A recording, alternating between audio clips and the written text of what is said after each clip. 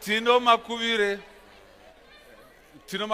akaita degree re information technology.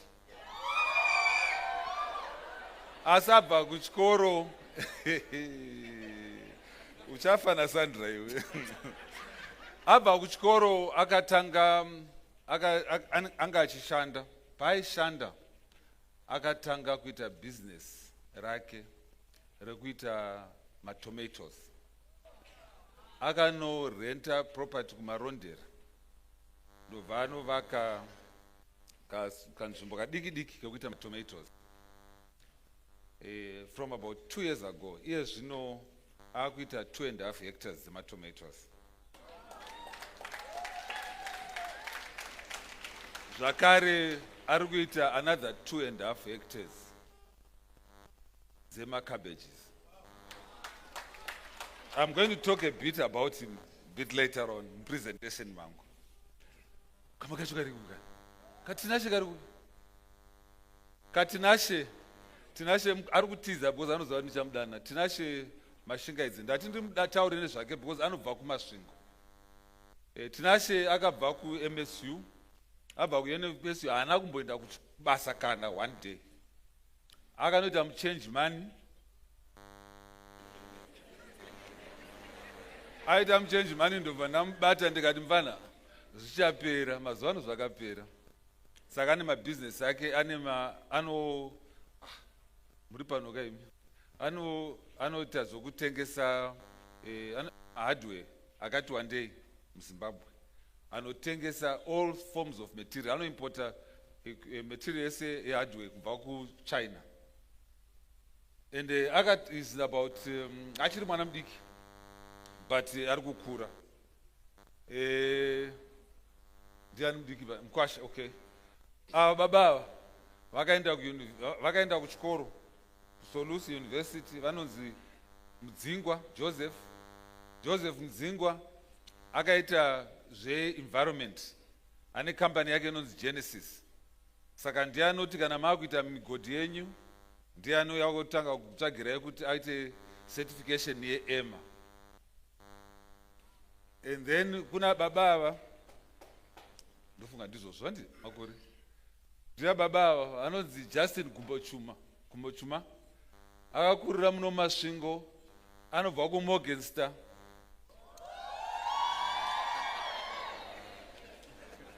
Achakupai mascholarship vekuMorgenster. Just ane company inonzi Platinum Events. Ndiye anoita zvoku ane matende. The biggest tent yaanayo inotakura vanhu 12,500. But anoita zvokubika uye zvino pane company yaari kutanga inenge ichigadzira makitchens. Then kunouya iwe kuna Kondongwe uyu munomuziva kauyu ari kutodedera because hamumuzivi. Ndokotaura zvishoma. Ane makambani maviri anobva kuno, ane company construction uye ndiye ane franchise yeToyota uye zvanote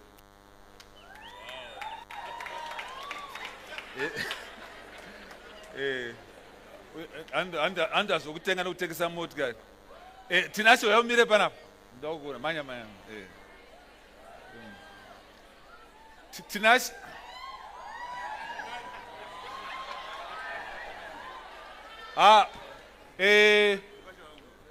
akaroora hanzvadzi yangu, mwana wangu akaroora mwana wangu. Saka anongoti hokoyo ndiye ndanchikutaurirai uyu kuti ndakaona mukomana uyu achikura anoita ndati aiti anga ari muchange money. Ndikamuti wasiya izvozvo ndobva achinja, ndobva ezvino akuita zvehardware. Anotengesa zvakare matai. Ndiye ane futi mafranchise ekutengesa maties in the country, all forms of tires. Ane company zvakare yemicrofinance. Yeah, andofara nemukwasha wangu. Okay, then ndina Obey Chimuka.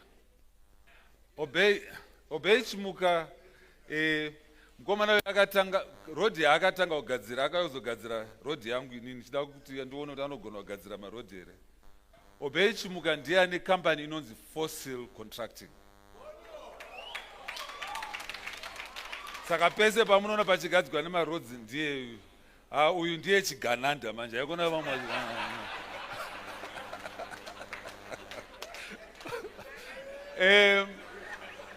Company yake ndio inogadzira maroads. Ane company imwe zvakare inoita cement inonzi Yaka. Kaya. Umwe wacho asipo panapa ndiye ane Yaka. Uyu ane Kaya cement yaimbonziyo Lafarge. Chigananda ichi.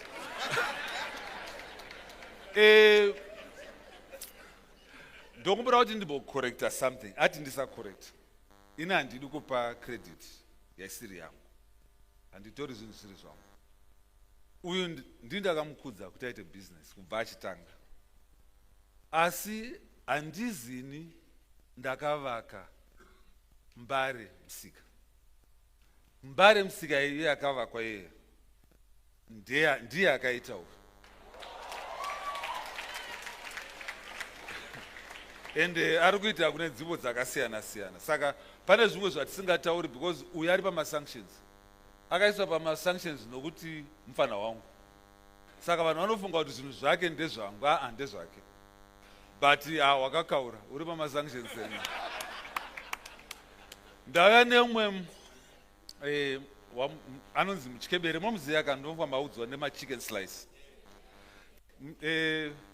Uyu mukomana uyu akadecide kuti mukomana yakadzidza panapa papoli pano.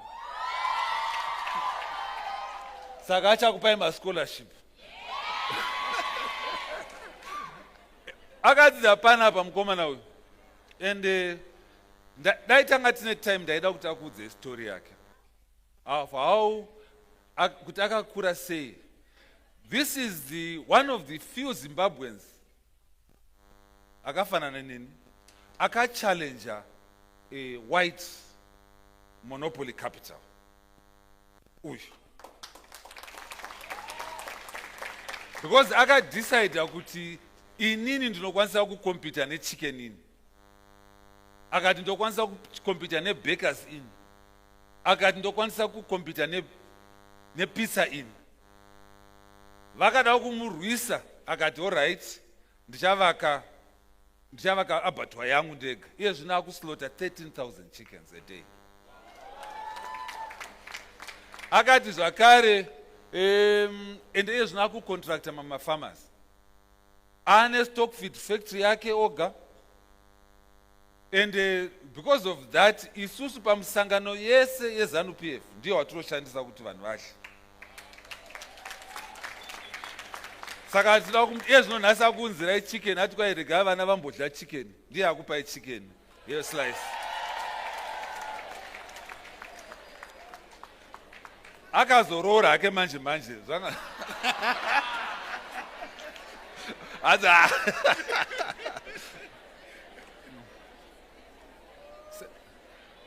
Uyu anonzi Clive Chisenye. I met this gentleman just 2 weeks ago. 2 weeks ago. And I was intrigued by his story. Uyu mkomana wa Murugona is 41 years old. Mkomana uyu I'm remember because ane one sorry. Hey. Asekuru. Mai vake vakashaya when he was 6 months old. Akakura achichengetwa nambuya vake. Akakura achichengetwa kuMbare.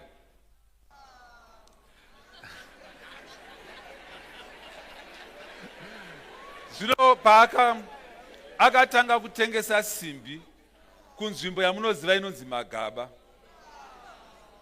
Anokuziva kuMagaba? Iye zvino ane 9 warehouses, factories, 9 factories countrywide. And ane company inonzi Steelmate. Supplier steel yese yemuZimbabwe.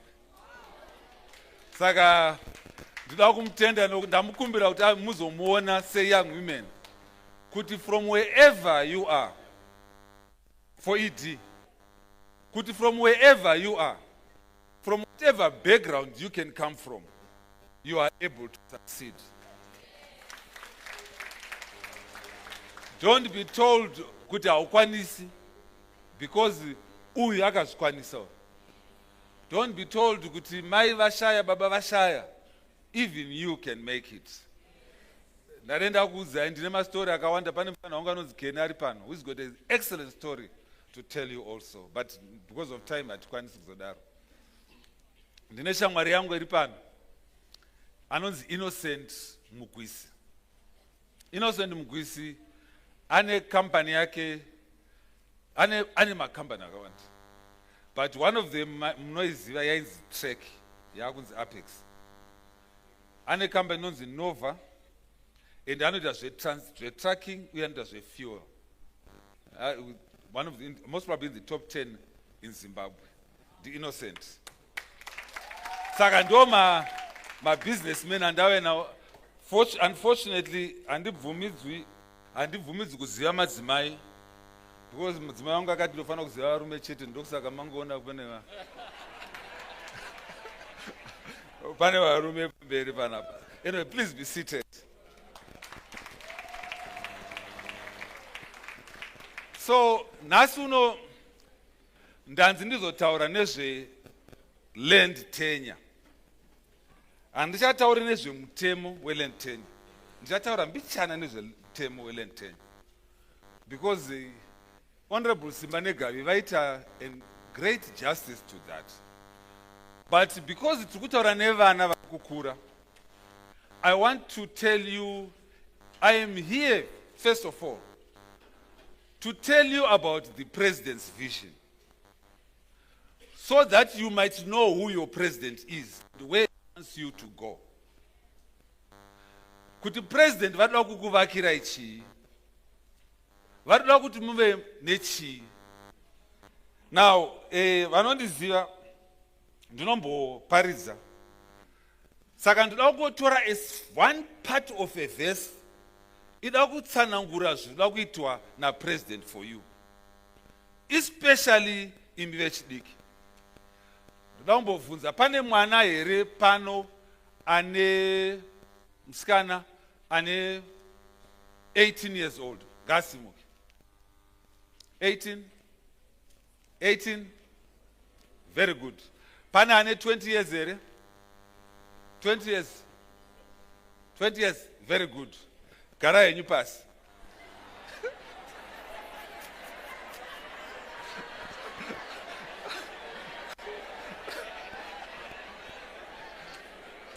Exactly what I wanted. Because you were expecting to be given something. That is the story I'm going to be talking about. Verse 18, Inotiyo, but thou shalt remember thy Lord, thy God, for it is he that giveth thee power to get wealth. Mwari ndiye anotipa simba kuti tive neupfumi. Mwari ndiye anotipa simba rokuti tive neupfumi. Now this word rinotiro wealth ndo randida kuti nditsanangure. Kuti ndikutsanangurirei kuti president vadoda kukupai chii kana vachida kukupai land tenure. Word rashandiswa apa rinokwanisa kumirira kuti iro army. Rinokwanisa kumirira kuti chii? Saka kwaizvo it is God who gives power to get wealth. So when you have wealth, you have an army. Murikuwisisa? Which means that kana une wealth, une army, you are able to fight, you are able to protect yourself. So president varoda kutipa army inokwanisa kuti protect, inokwanisa kuti tikwanise kugwa Because kana tisina wealth, hatikwanisi kugwa, tinogwigwa nevamwe. President vada kutipa chiko, vada kutipa army. The way the world is zvakare rumirira kuti power. So kana tine wealth, tine power, tine army. Mese munozviziva, mazoonaka, pakangosvika munhu ane wealth, tototsvaga kuti vagare, vanogara papi. Handiti zvazoita. Kana une wealth, respectable, wane power. Saka president wedu ada kuti munhu wese ari muZimbabwe ange ane army, ange ane power. Ende kana une power, unokwanisa kudecide upenyu hwako wega. Zvanzi nerimwe word, virtue. Unokwanisa kuva nechimiro. President wedu vada kuti tinge tine chimiro. So land tenure inotibetsera kuti tinge tine power, tinge tine wealth, uye tinge tine army protection, tinge tine chimiro. Tinzi tiri vanhu. Ndoda kukupa example yokuti izvozvi sekuru mavhairi tikati vana venyu mwana wenyu anoitei, because isi kuno kumakaranga aka kumasvingo kunoku takadzidza, kana kuna chinhu chatinacho kudzidza, asi most of the education yatakadzidza ida kuti tiwane answer. Saka ndikati 1 plus 1 tese tinomhanyira kuti 2, because ndiyo chii answer. Asi most likely hatizivi kuti taiwana sei. Manje iye zvino kwane makompyuta anoti calculator 1 plus 1. Muri kuzvizira ka? Saka hatisisina need yokuti sei yokuzvi, but we must know how we got that answer. Saka kuma colleges kwese kwamuri kuenda, hatisi kunyanya kudzidza answer, tiri kudzidza how we get the answer.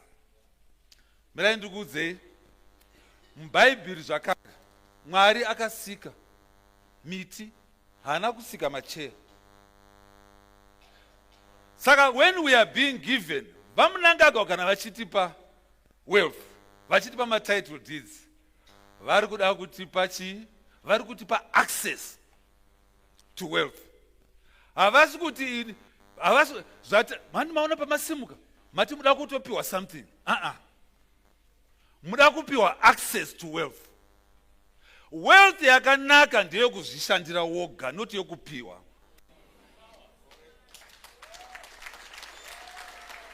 Saka vamunangagwa kuti ndoda kuti imi maZimbabweans, isu maZimbabweans tinofanira kuzvishandira. Saka pakasvika pamunda, hausi kuzoona munda wane chibage, unofanira kuzoita sei kuti wane chibage chacho, asi unenge une title. Honorable Minister vataura zvakare kuti chavari kutipa president nokuti wealth, vamunangagwa vari kutipa title. Kana ndikadzidza inini ndikanzi ndaadoctor, ndinopiwa title yokunzi chii? And hakuna munokwanisa kuitora iyoyo. And it is a title. Saka vamunangagwa zvavari kuita, vari kutipa chii? Title. Zvekuti for generations to come, ndichazikanwa kuti ndainzi Dr. Kuda Tagwirei. Saka ndikapiwa munda wangu, ndikaona title yangu, vazukuru nevazukuru vanenge vane chii? Title iyoyo. Ndoku saka zvichinzi 3rd to 4th generation wealth. Now, ndoda kukuudzai hama neshamwari kuti title iyi, kana muchitaura nezveinheritance yakaitaurwa panapa, kana ukapa mwana wako chinhu chaasingakwanisi kushandisa, haisisiri wealth. Muri kuzviziva? Muri kunzwa? Tinofanira kuti kana ndapiwa iri wealth, ndinofanira kugenerate more wealth from it. ndokusaka ndichitaura inini kana ndichipa mabusiness seminar kuti dzimba kana uri businessman haizi asset inokubetsera, it's an expense. Inini dai ndirini kune vane dzimba une at least re 99 years riye unofanira kumhanya, unopiwa chi title wotengesa imba unotenga ivhu, because kuvhu kune wealth, kumba kune expense. Kumba uchagadzirisa dhuri uko kuchatobuda mari uko muvhu, ende ndichakutsana uchakuratidzai kuti unowana mari sei. Now ndoda kuti ndimbokutaurirai zvishomanana. Pane imwe nyika so inonzi iyo Wakanda. Ndoda kumbokuratidzai mapictures enyika iyoyo inonzi Wakanda. Ndo mabuildings atinoona amuri kuona ndekuwakanda mabuildings aya. Mabuildings aya akomana musamanye sereke dzokana masura.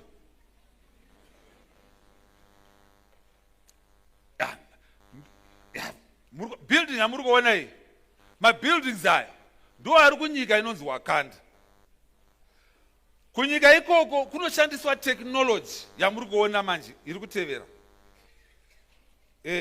Kune modern technology ine irrigation schemes aya muri kuona ayo anozwi greenhouses. Kunyika iyoyo zvakare kune irrigation manotevera ayo. Nyika yose ndo zvayakaita izvi. Munyika iyoyo kune madhamu ane technology anobudisa magetsi. Munyika iyoyo kune mapaki akanaka akafanana naya.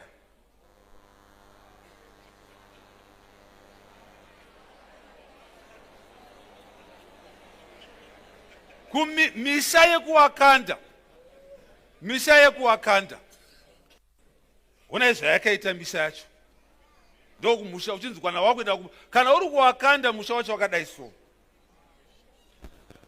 Magetsi acho anobva musolar, wind energy, hydropower stations, kugas, uye kune oil kuwakanda. Kuwakanda kune ona airport ari kuwakanda.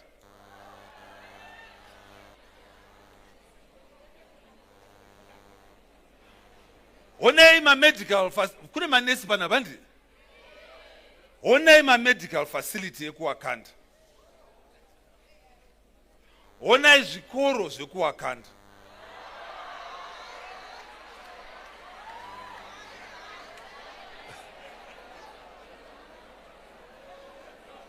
Onai stadium ekuwakanda nema swimming pool.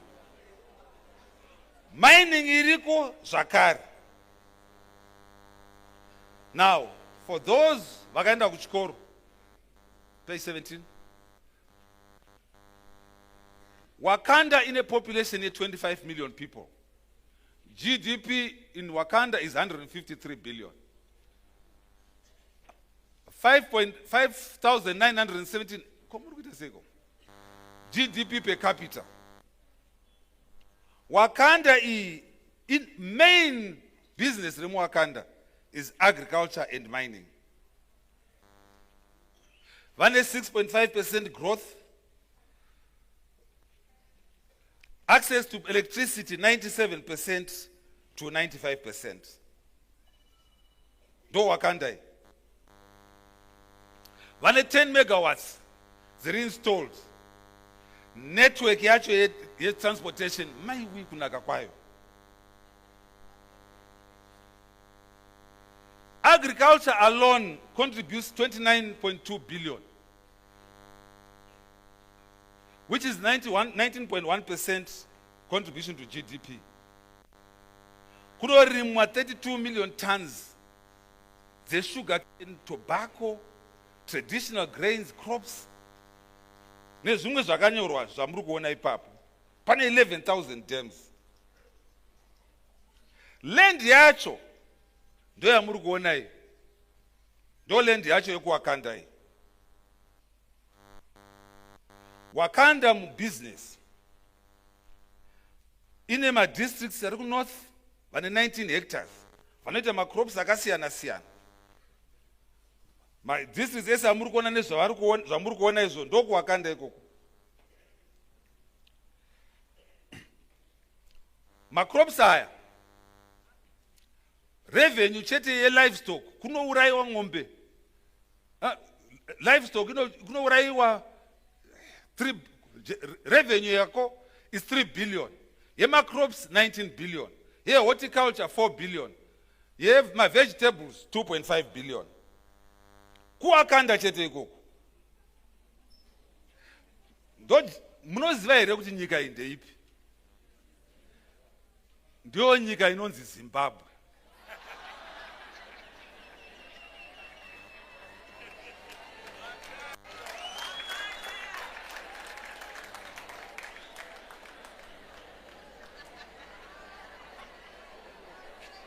Ndo nyika inonzi Zimbabwe in 2050.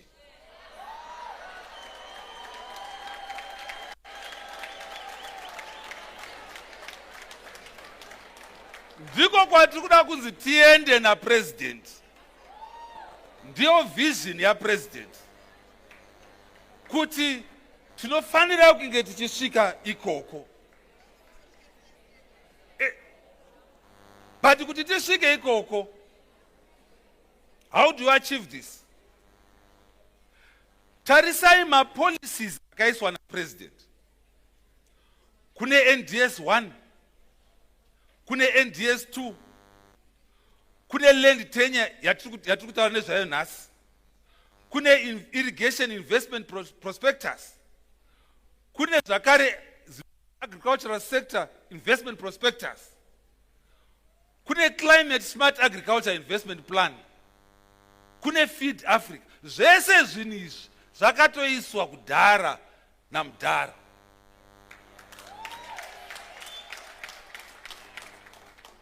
Kune imwe inonzi hand in amenos yekurome.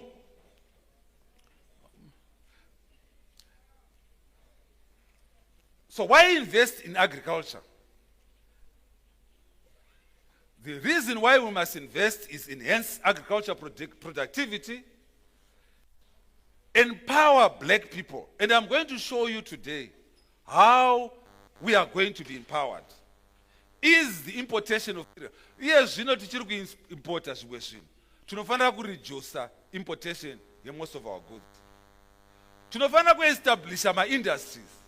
Pano engineer. Tinofanira kunge tichiestablish, because muri kugadzira ma-engineers. Tinofanira kuestablisha ma-industries.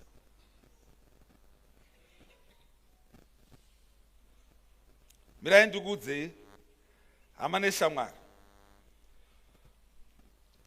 Ndiri pa page 34, ndiri kumhanya nenguva because tafambisa. Yeah, panapa. The impact ye-agriculture yedu in 2050 in numbers is going to be like this. We most likely are going to be, because Vamnangagwa, nezvinhu zvavaita over the last 5 years, I know we are going to be able to achieve this.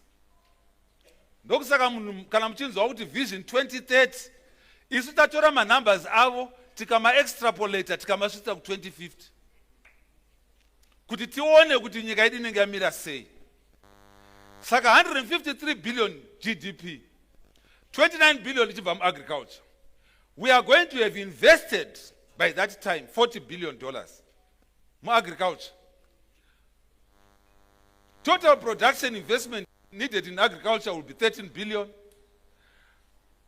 Value addition yedu ma-industry anenge achibva mu-agriculture 17.5 billion. Hard and soft infrastructure 15 billion. 2.5 billion total value addition.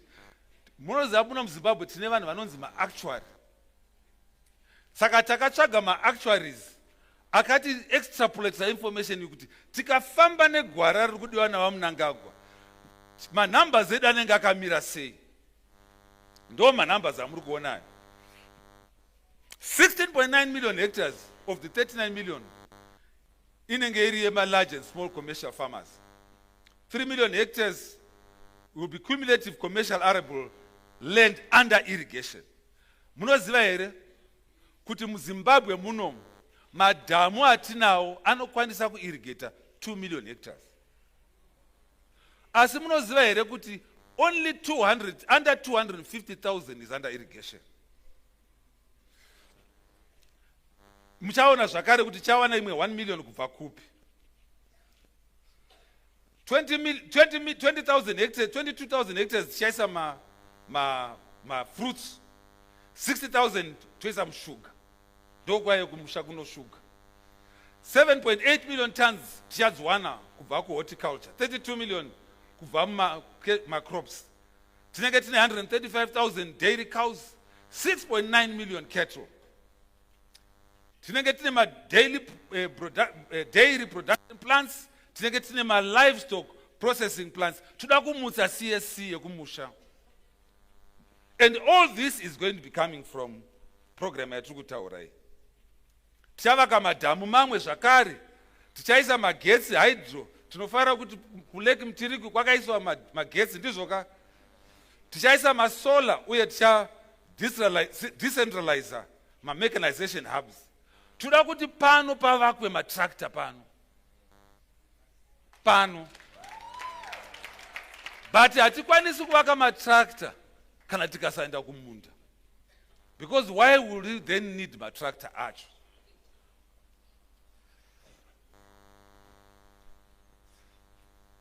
Saka muchaona kuti tichaisa local tractor assembly plants. Tichenge tichishandisa about 34,000 tractors and 400 combined harvesters. Zichabva mu-assembly plant iyi. Tichaisa 1 million hectares under small irrigation, and I'm going to show you how the president intends to do this. Toda kuproduce ma fertilizers edu muno. Most of our fertilizers tiri import. Why are we importing? Because ma volumes are tikuita zvino mashomasa. But tikanoshandisa minda yedu yakawanda, tikanoshandisa minda yedu ndokuti tiite ma factory muno. Next slide. We're now going to look at this land tenure program. Honorable Simbane Gavi vatitaurira nezvemitemo. Program yakatangwa 1980. And program was to tackle my inequalities angari muno Zimbabwe. Saka kwakatangwa acquisition yeland, kukazotevera zvakare constitution yedu yakazoamendwa 2013. Kukaita chapter 72 inotaura about acquisition, kuti vanhu vatema vanofanira kunge vane land. Tisu varidzi vayo. Section 72. Chapter 16 yobva yataura kuti land yacho inoenda kunani uye sei.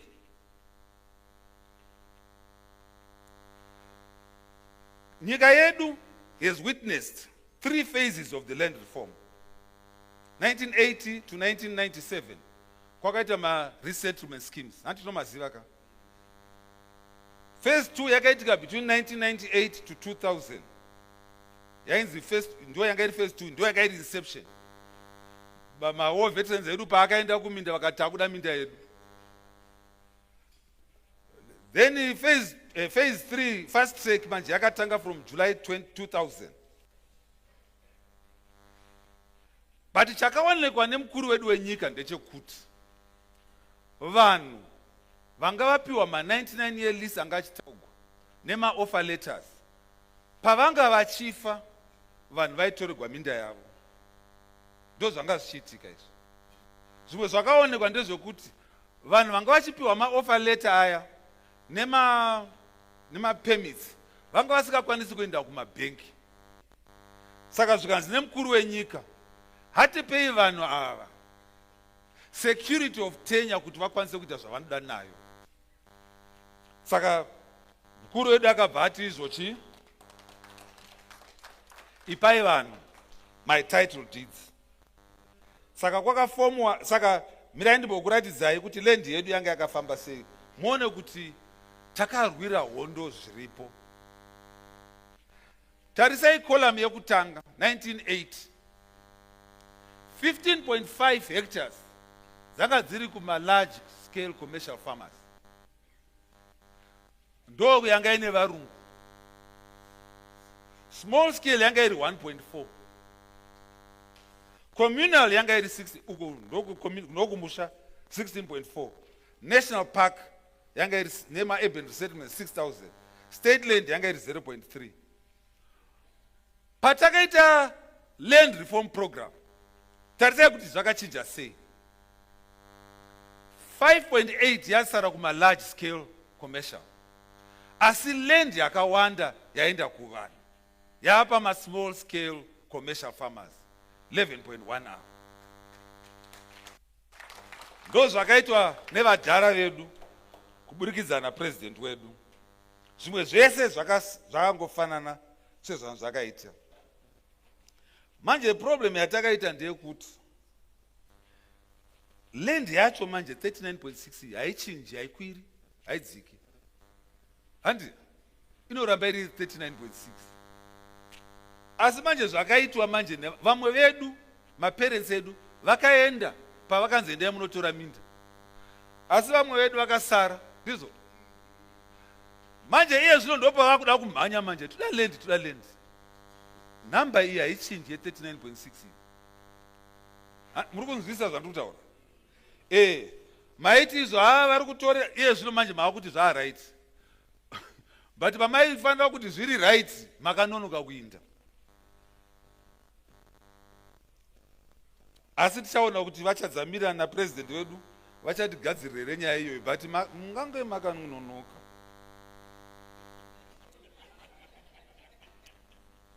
How many?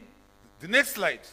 There are 326,000 vakas resettled pama old resettlements nema A1. 326. Ma A2 do ma large scale farmers. Vaka resettled vari pa 23,000. Ma small scale area vari pa 10,989. Land size yacho ndio amuri kuona pama screens amuri kuona. Tojamba mama slides ese. Ndaenda pa slide number 43. Ndiri kumhanya. Saka ndoda kutaridzai ma average sizes per land tenure. About 10 million hectares ndo dzakaitwa acquired negovernment. Ndo dziri kudistribute. Pa A1 farmer, the majority of the farmers vatataura pa 326 vane 6 hectares. Of that 6 hectares, 1 hectare vakanzi ndo pavanogara pamusha, 5 hectares ndo dzavanofanira kurima. Obviously pakazosiwa nzvimbo yekuti vanonofudzira ngombe dzavo. Handina kuinclude apa. Ma A2 farmers average size yacho is about 200 hectares. Next slide. Now, sezvandataura, ndinoda kuvunza program iyi kumasvingo kuti mutinzwisise kuti inenge yakamira sei muvanhu vekumasvingo. Remember vision yatataridzwa kwekutanga kuti tidoke tine nyika yakaita M2050. Ndakukutaridzai zvino vision yedu in numbers. Handitese takaenda kuchikoro. Pakuya metsi manje. Okay. Ma A1 farmers 360. Land size 6 hectares. I want to give you an example. Kumasvingo. Price ye land per hectare inenge ichitengeswa $500. Ndajamba zvimwe zvakawanda per hectare. $500 per hectare. So the total cost for an A1 farmer achatengeserwa land E for $3,000. Marie, for 6 hectares. Kana uri civil servant, kana baba vako vari civil servant, kana mai vangu vari civil servant, vakashanda for more than 10 years, vachapiwa between 2.5% to 5%. Kana vakaita 20 years, vanopiwa 5%. Kana vakaita 10 years, vanopiwa 2.5%. Vanopiwa discount. Ndo mudhara uyu, munofanira kuchirira mudhara. Zvakatiitira. Kana, because tiri mu region 3, tine an extra 2% discount ndokuti tiri kumasvingo manje havasi kuziva kuti mvura yakunaya kuno noti kumashonalands saka topiwa an extra 2%. Kana ukabhadhara cash for that land unopiwa another discount ye 15%. Inenge iri 450. So total cost of land after the discounts, kana uri civil servant inenge iri 2,340, non-civil servant unopiwa 2,490. Zvino ndarandobva ati zvakare vanhu vangu havana mari. Now this value andiri kuratidzai is already discounted by 50 to 60% of the actual. Ukaenda izvozvo ukati kuda 6 hectares haudzitengi ne3,000 inhema, unofanira kudzitenga kuma 10,000 ikoko. Saka Ndara akatoti discountira first ndobva azotipa mama discounts aya. Ndara watiri kutaura akatouya.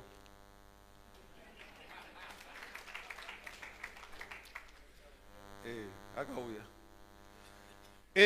Zvino Ndara ndobva ati zvakare vanhu vangu havana mari. Kana usina mari unokwanisa kutenga land over 20 years. Unenge uchibhadhara mbichana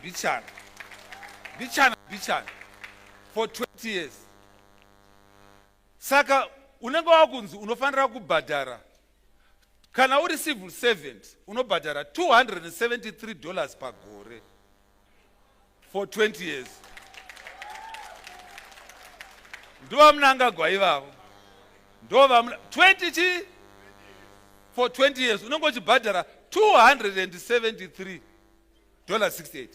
Kana usiri civil servant seni unobhadhara $288.39 for 20 years. For 20 years. And the next slide. Kana baba kana mai kana iwe uri war veteran. War veteran. Ndara ndobva ati izvo. The first 5 hectares them war veteran. Ndara ndobva ati unobhadhara $10 per hectare. Zoreva kuti izvo for 5 hectares unobhadhara mari muri kuziva here $50 kana uri war veteran. Saka the 60 hectare ndio yaunozobhadhara $500. Saka total amount yacho yobva yaita mari 550.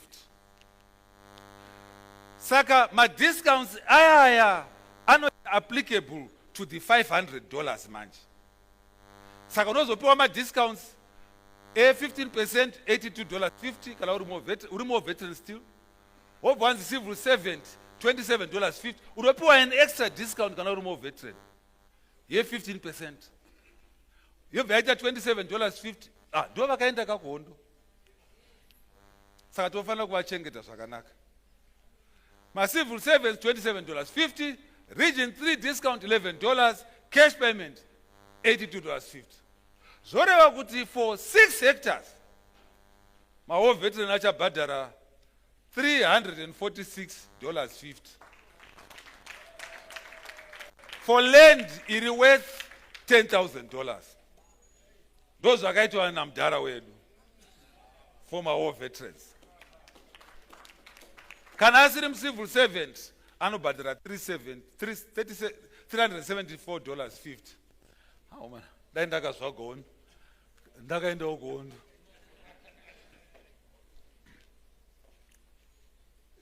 But Mdara haana kumirira ipapo.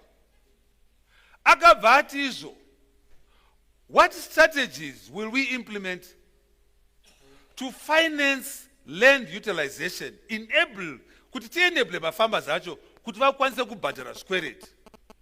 It's one point thing, give people land. But kana ukasavapa zokuti varimise, vanozobhadhara sei. So the president has also introduced by initiatives ekuti isu varimi tigokwanisa kubhadhara squareit zvacho.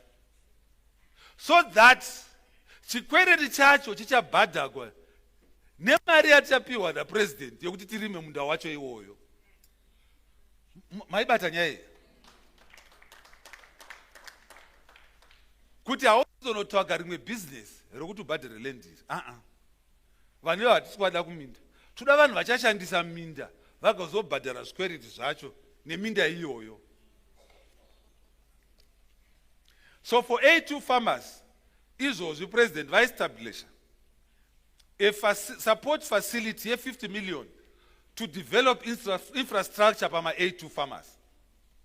A2 farmers vese vane facility yavaestablishiwa, vanoenda kumabhenki vomeka sure kuti vaita sei vaisa ma-irrigation, vatsvaga matractor, and chikwereti ichocho chinenge chichibhadharwa over 7 to 10 years.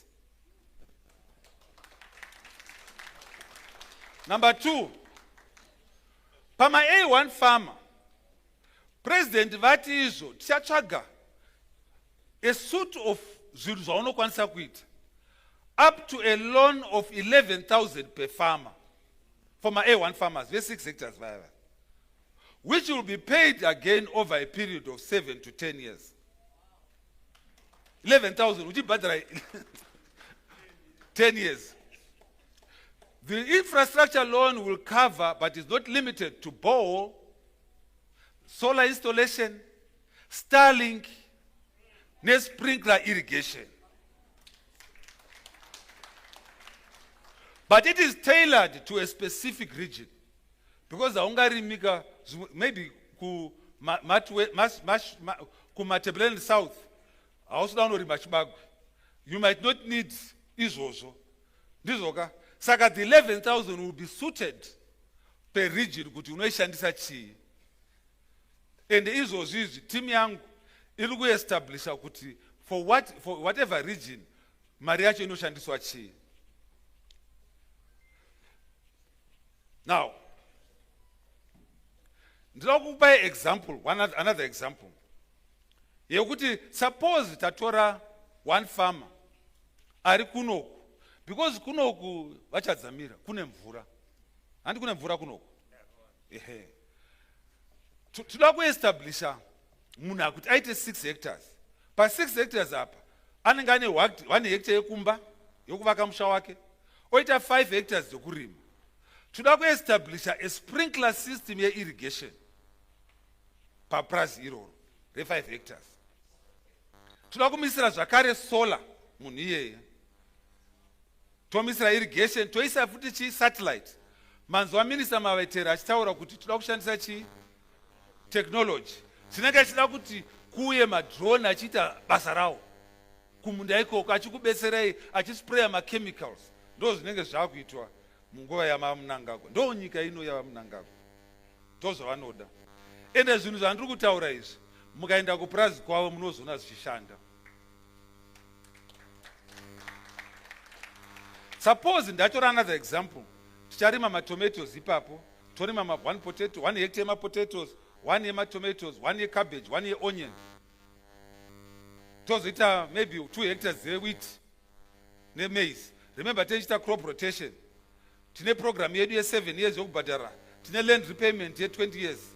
Interest rate per annum is 7.5%. And the next slide.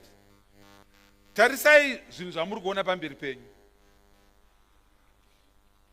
Is in the 2050 tokuexpect kuti munhu ari pafarm iyi anokwanisa kuproducer 30 tons for that 1 hectare.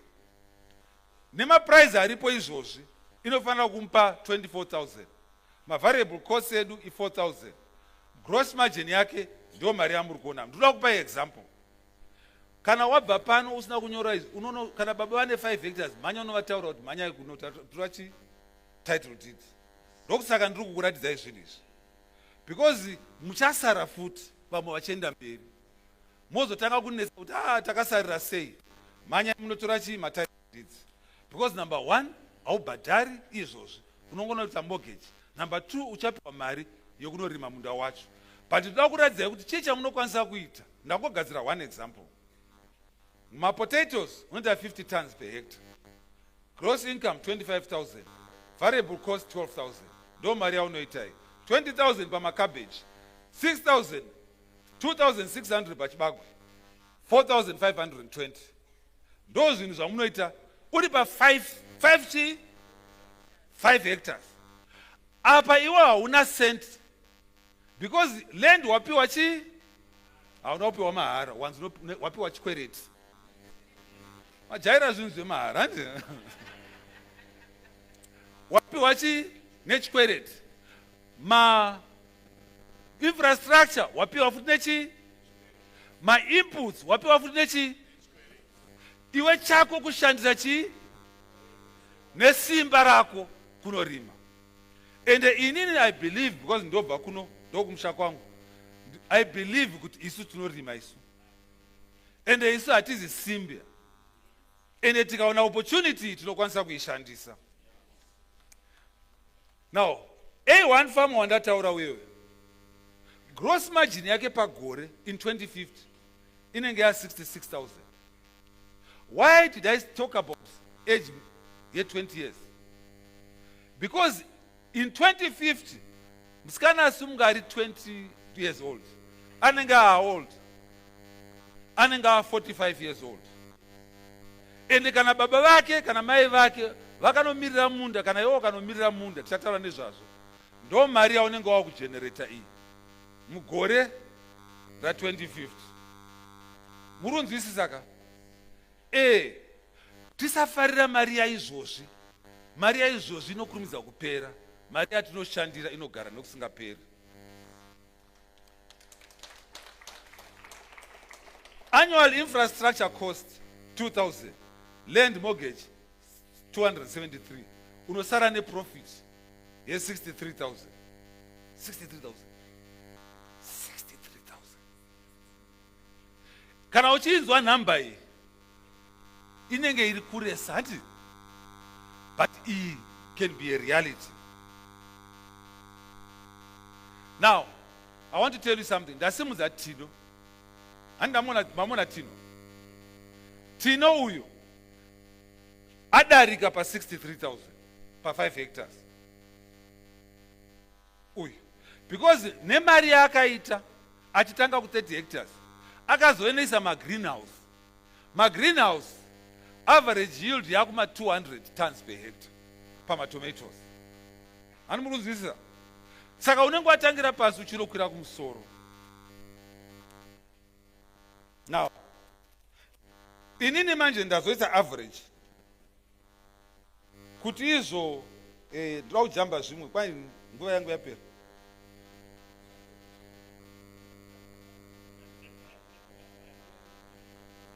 Regai tipedze.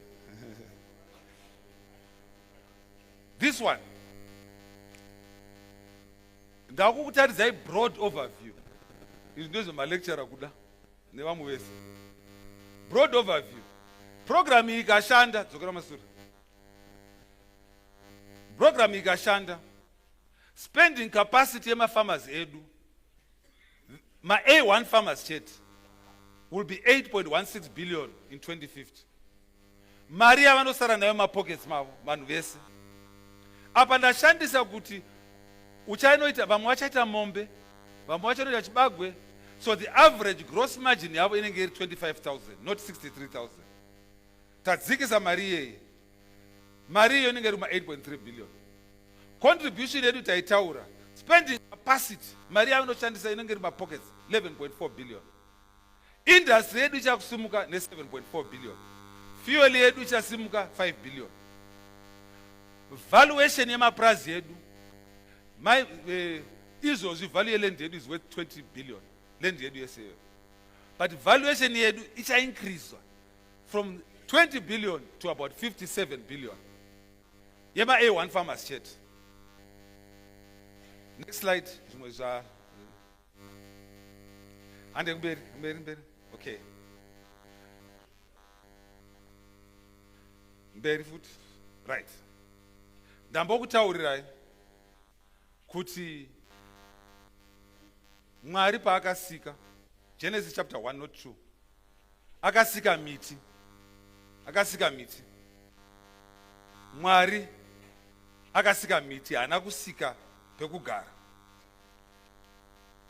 VaMunangagwa vatipa title, havana kuti chikafu. Ndizvoka? Isusu manje basa redu nderekuti asei, nderokunorima manje.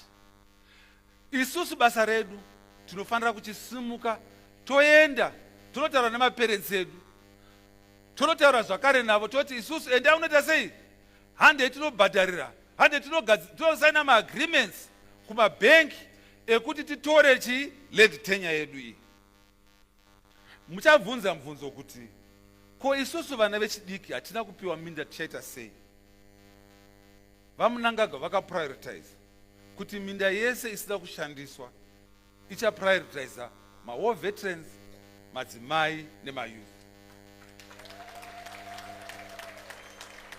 Saka ndiri kukumbirisai musaite nyope, endai munonyoresa kwamunobva, momeka sure kuti mazita enyu aita sei, anyorwa. Because patiri kuita process iyi tiri kuwana land. Remember zvandambozitaura izvi, zvimwe zvinhu zviri kugadzirika panyaya iyoyi ndezvokuti pane vamwe vanhu vakaita musikawa vakanotora minda 2, 2, 3, 3, 5, 5, 10, 10. Mutemo haubvumidzi kuti mhuri imwe chete ite more than one farm. Saka tiri kuenda zvatiri kuita izvozvi, tiri kuti kana tikapa munhu title deed remhuri iyoyo, kana vane munda mumwe wechi2, munda iwo hatikwanisi kuvapa, zviri against the law. Saka munda uyu watatora uye unenge wakuenda manje wakunotsvaga umwe munhu. Zvino kana iwe usina kunyoresa, hatikwanisi kuzokutsvagira munda iwoyo. I want to encourage you, my brothers and sisters, as young people. Nyika inovakwa nevene vayo. Inovakwa nevene vayo. We start small, we will become great. Tisafarira kuda kunotsvaga maopportunities ekushanda.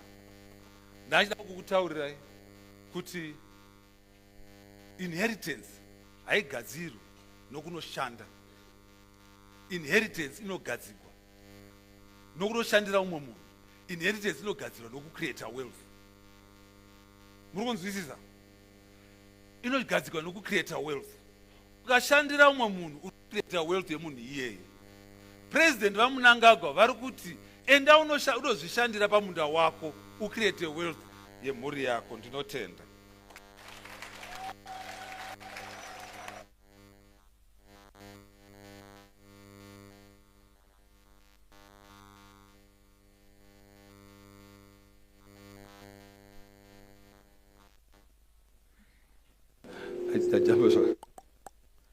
Dr. Kuda Tagwirei, ladies and gentlemen.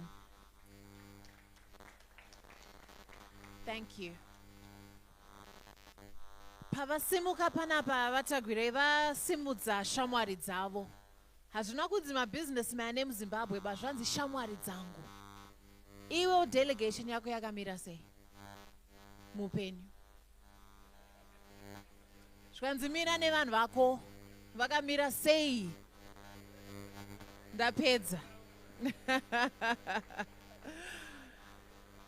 Dr. Tagwirei talked about our wealth, ladies and gentlemen. He talked about our wealth and he said wealth is an army. We can use it to fight, we can use it to protect. Land is the wealth and that is our power. It gives us independence. It also gives us virtue. Vataura ma lessons akawanda. I hope you understood the thread that he was weaving between scripture and the ultimate message being that we need to use the wealth that we've been given by His Excellency President Dr. Mnangagwa through this land tenure. He's the chairperson of the land tenure, so when he stands here, he knows what he's talking about. I think Majon, Handitka, he articulated it so well. When he first stood up there and talked about Wakanda, we all were sitting there listening and thinking, Wakanda? What kind of country is that? Handiti. Until we realized it's fictitious, but it is not. It's futuristic. It's futuristic. So he's challenging us. You've challenged us today, Doc. You have. I see you've removed your microphone. You want to use this one. That's fine. All right. Where is Nyasha? Where are me? Right. Are you ready with our questions now? So remember, we had 3 presentations here today, and I said, hold on to your questions. Now write it down so that at the end, we ask all the questions at once. So we've come to that part where we're now allowing for a few questions. Our guest of honor is only here for a few more minutes, then he has to go. You can imagine he's a busy, busy man. Anditka. So we don't want to take up too much of his time. Nyasha, you can open the floor for us with the first question that came in online. Thank you Or very maybe much. start with the second one you showed me just now because it's specific to this last presentation. Yeah, Dr. Tagwirei. All right, ma'am, Yeah. thank you. So online, our first question was, some of us don't have money to pay for land. Is there a payment plan if you want to purchase one as students? That's the first question. Okay, he wants to hear all of them. Go ahead, read the second one. Auntie, there were 2. Yeah. I want to invest in digital marketing that can connect farmers and buyers. Does the Committee on Land help us to connect with our potential clients? Right. Maybe you can take those 2 first. Thank you very much. First one is very easy. I think I've articulated it very well. That there is a payment plan. You do not need to pay even a cent. What you need to do is to go to a bank or to an agricultural center, and what they will do is that you will sign agreements. If you have an offer letter, if you have a what? An offer letter or title deed or a land permit, you will go to those people, they will go and they'll make sure that your land is surveyed, they'll make sure that they will evaluate the land. I just given you an example here. And after that, when you sign those agreements, if you do not have money, you are going to be signing a mortgage agreement. And depending on what you want, if you want to pay it over 20 years, then they'll give you a 20-year plan. After which, if you're on 5-6 hectares, they'll also give you a facility for the infrastructure. And they also give you on a program for inputs. The second question, definitely we have a committee, we have 4 subcommittees. We have one finance and evaluation, we have legal one, we have one for, I'm not sure, I've forgotten about the other one. The last one is on stakeholder engagement and media. So the last question, we have that committee. I wish I could, when I get that question, I'll get that question and the number for that person, and I'll direct it to Epsom Chechetere, who is the chairman for that committee, and they will speak to you so that you can be able to participate in this program. We definitely need more hands on the deck. Thank you very much. You can hold on to the microphone. I'm sure there'll be more questions that come to you. Nyasha, where are you? Do we have a hand in the audience? Yes, we have a hand. Fantastic. Now, when you ask your questions, muri my students, mapiwa microphone. Kana mapiwa microphone. Say your name, where you're from, what you're studying, and what your question is. Cheti, uri mvunzo. Okay, thank you. My name is Paul Mavima. I'm with an organization called Vision 2030 Movement, which might turn into Vision 2050 as we move towards Wakanda. All right, thank you so much, Dr. Tagwirei, for the insights that you shared with us. My contribution is hinged on the idea of information dissemination, whereby we are saying there's a Zimbabwe beyond these conferences. Probably it's only us, the privileged few, who can get access to such information. So what has the Land Tenure Implementation Committee done in making sure that the discussions or what you guys aim to achieve for the country through the leadership of our president, how have we disseminated information into the communities so that we are together with the ordinary citizens, so that we're together with those who are downtrodden, who might not be as privileged to the information that you're sharing with us here. Because as I was just coming to Masvingo as we were driving, I got a call from a colleague of mine who's deep down in Gokwe saying where I come from. Yeah, he inherited about 15 hectares from his parents, but he failed to turn that into a productive piece of land. He actually moved to Cape Town, so he was telling me that he's actually willing to have someone who can pay $200 rentals for the use of the 15 hectares land. So these are some of the things that specifically young people who inherited land from their parents are facing. So what are we doing in terms of information dissemination so that we are together with those who are not privileged to attend such conferences? Thank you. Thank you. Let's take another question and then we'll answer it as a round. We'll take 3 questions and then we'll answer all of them at once. There's a hand there, very excited young lady in row 3. Any other hands, questions from this side? Yes, we've got one hand this side as well. Wave at me. Yes, you. I see you. We'll take that hand. Can we get a microphone on the other side of the room? Tibatsirane. Yes. Please go ahead. Good afternoon. My name is Beautify Sizzler and I'm 20 years old, studying records management here at Masvingo Polytechnic. As someone who is very passionate about gender equality and community empowerment, I am honored to be here today. My question goes like, we were focusing on land, the land tenure system, and it was mainly focusing on farming, right? But then there are other ways. You did say that we can obtain wealth through the land, but there are other ways of obtaining land other than farming and economic development. There is also mining. How can I, as a young woman, obtain land for mining? Since mining is a very male-dominated industry and I want to obtain wealth. You did say I can obtain wealth through land, but then I want to obtain wealth through mining because my strongest point cannot be farming. So how can I do that? Thank you very much for your question. And then our third question for this round, please go ahead. Thank you very much. My name is student Nesim Shapa. It's from the Ministry of Health, Masvingo School of Nursing to be precise.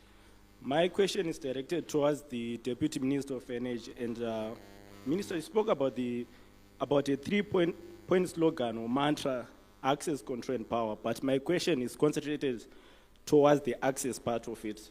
So apart from the constitutional right of being a Zimbabwean citizens, are there any other requirements that us as young people are supposed to satisfy in order to be eligible for agricultural land acquisition or possession? And also, how long does it take for the offer letter and the title deeds to come out from the time of application?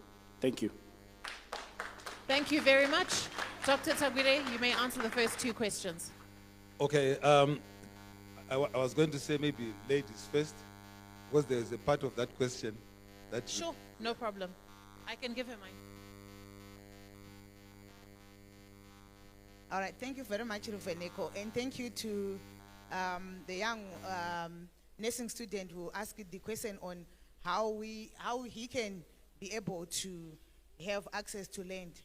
Actually, the requirements that are needed for one to have access to land,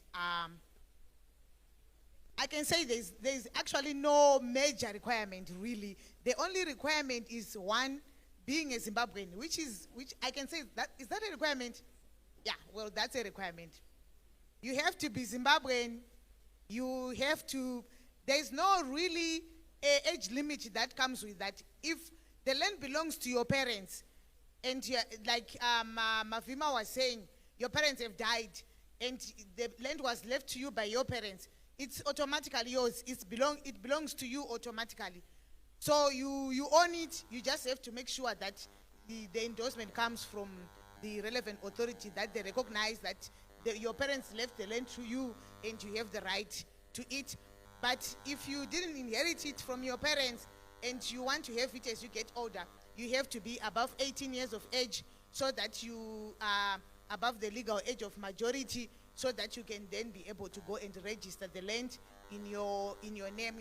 You need to have your own ID card to also be able to have the required documents that are needed for you to go and register for land. But otherwise, in terms of any other legalities, there are no other legal requirements that are needed except for you to have your own ID card to go and register, to go and be able to apply using your own name and putting in the details of your place of birth, where you want to apply the land, and things like that. But otherwise, there are no critical requirements that are needed for one to be able to apply for land.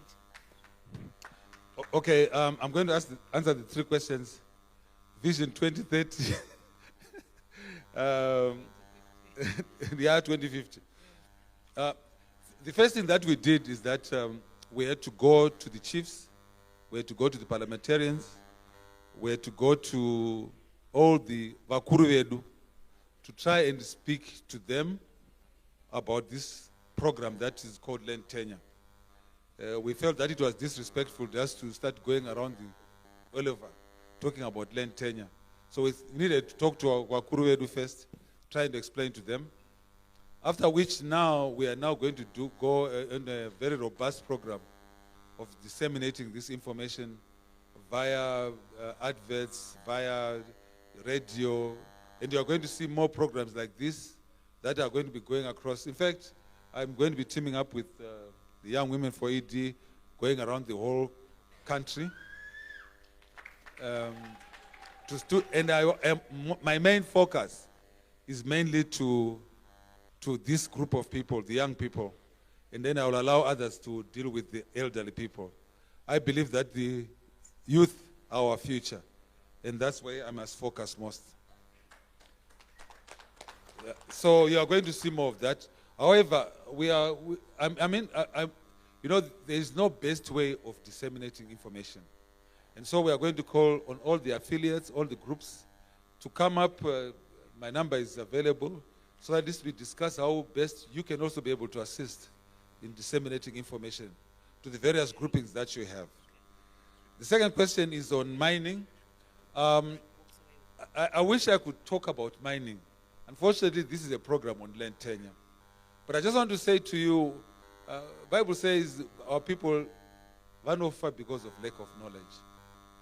And this knowledge is actually available.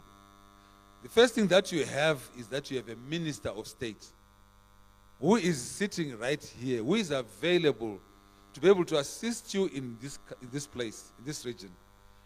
And then there is a department of mining in each province where you can actually go and register an interest in your claims. And these interests will be then actualized as you go and look for these claims. You know, the most interesting thing, if I was to talk about entrepreneurship, which is an exciting subject, some of the richest people are small-scale miners, whom we call makorokoza.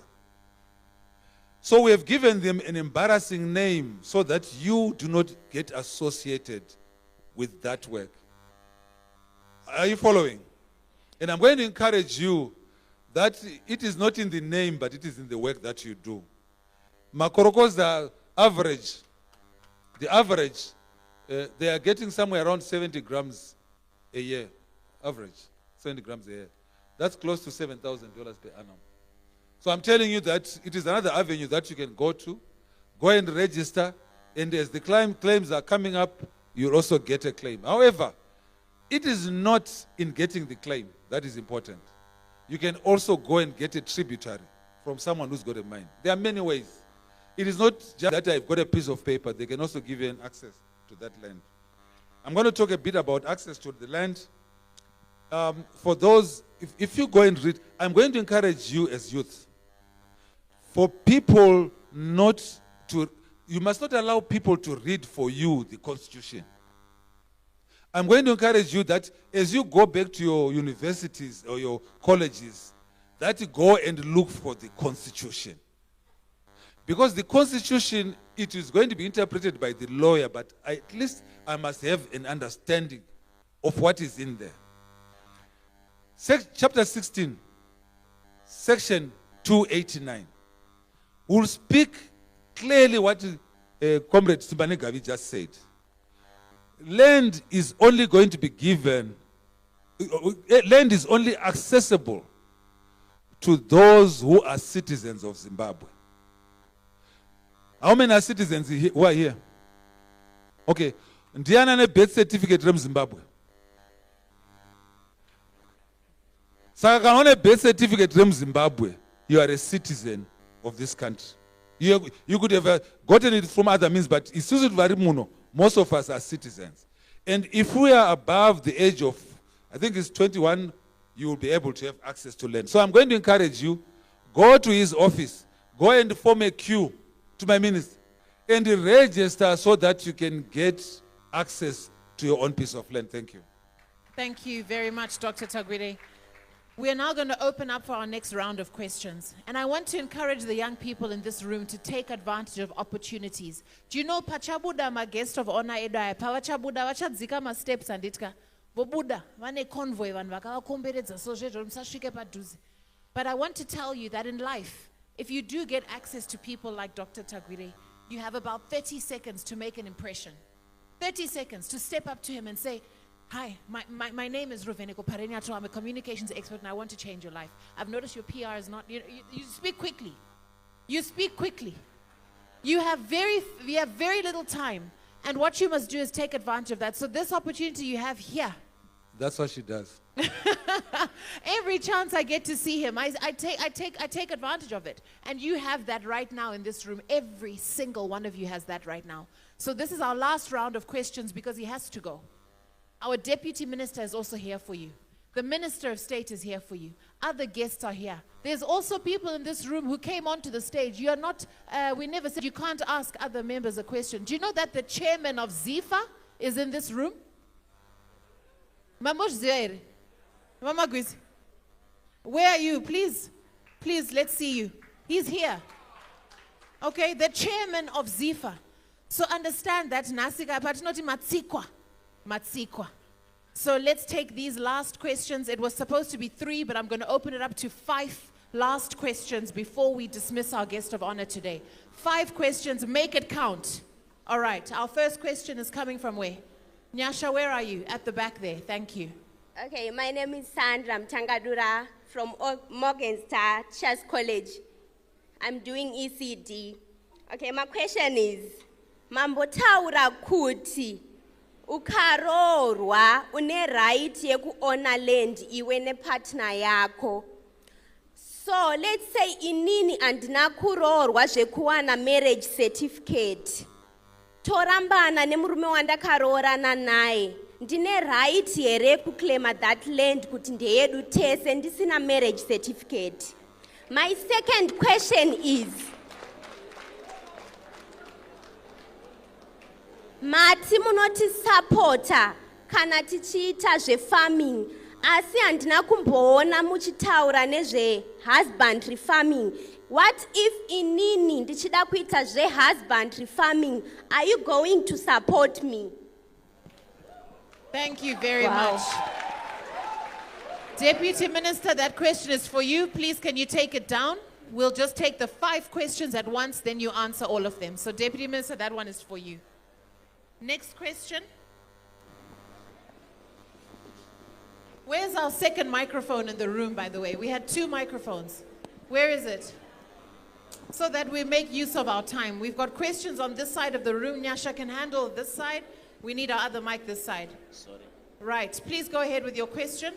Thank you very much, guest of honor, for the insightful presentation. My name is John T. Guma, the Secretary General for Zimbabwe Congress of Students Union, which is the mother body for students here present. Mubvunzo wangu ndewekuti, yes, tanzwa taona kuti kune committee iriko yakasetwa up for the purposes of land distribution and land tenure. But it's not believe kuti there is nothing for us without us.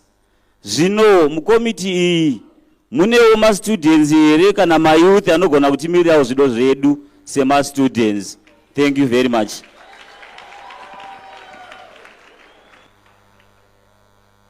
Thank you very much for that question. Let's come to this side of the room. Where are our hands this side?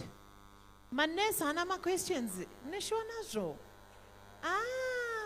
There's a hand there. Please give him his microphone.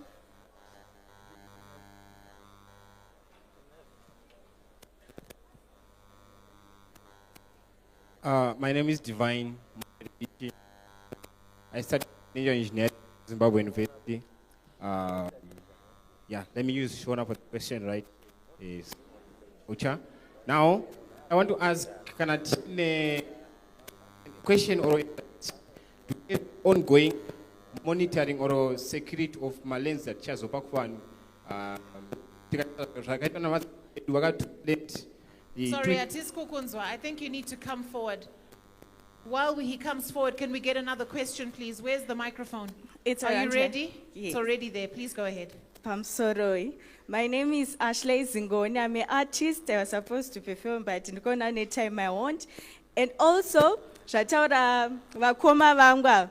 Kuti she went to the council, but no proposal, something. In the kind no proposal for a land, Kuvaka, where Shira, play center, Kurudzira, my youth, ne children of today, Vachana entertainment, Asan, Dinakan Chandino owner iPhone $150. Saka ndoda kuvhunzo wangu rokuti ndoshifamisa sei kuti ndiwano access yekuti ndipiwo loan bosi kwandiri kuenda kumaloni wacho auda macollateral kuti ndikwanise kana ndaapprova ichitori kucancel ndakatokanda ka2 case. Thank you. Thank you very much. That's a very practical and personal question, but I think it can be addressed. That's the third question. Our fourth question. Are you ready now? Yes. Right. I'm ready. Please keep it down. Please keep it down. Ongoing monitoring of malenzi achazopa kuvana, because this is more than free. Tataitirwa na nevakuru venyika and the committee kuti tinozovaira ongoing monitoring of the lands, because tikataza takatona namadzibaba edu vakatora land more than 10 years vadzinouya vakabva vatosiya iri yakabva yatorara land yacho isina monitor kuti irambe iri productive. Do we have the committee or security charamba ichiita land as an ongoing program so that no keeper the production on and going? What are you studying? Financial engineering. Financial engineering. I studied, yeah. You realize that the question you've asked can be answered by someone in this room, to have a committee for that monitoring. You realize that, right? Yes, even though they're there right now, the answers are with the young people in this room today. My degrees are Tirkuverenga, everything we're doing, the answers are also with us. So we'll take it, but I know that in the bigger scheme of things, the answers are with us. Our last question. Kuno. Okay. All right. Please, may we go to Hello. yeah, that side.